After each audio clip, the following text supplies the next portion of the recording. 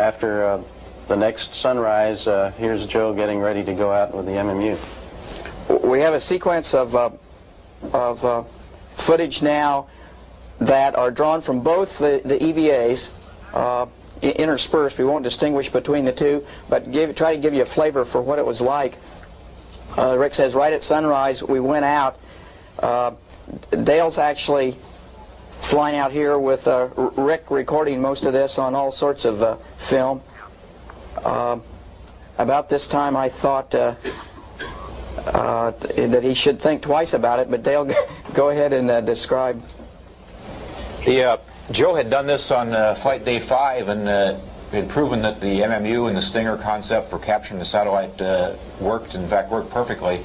And I essentially had just a lot of fun on flight day 7. No, on flight day 7, no, it all worked. It took a big load off my mind. I flew out a little bit differently than Joe had. You might remember Joe commenting that the sun had bothered him. It was in his eyes during the last phase.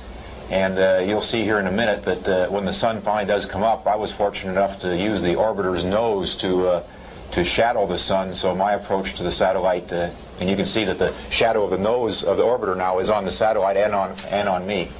And so my docking was a little bit easier with that information that Joe had given me from the earlier EVA. MMUs perform flawlessly, as you heard us talk about from space, and this method of capturing the satellite certainly worked well. And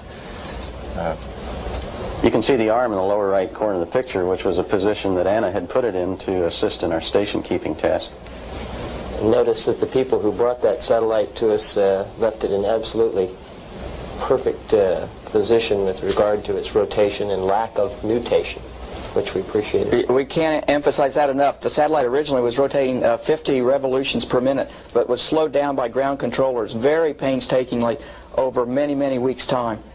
Positioned and slowed down, and in the slowing they left it still turning at a very, very regular rate.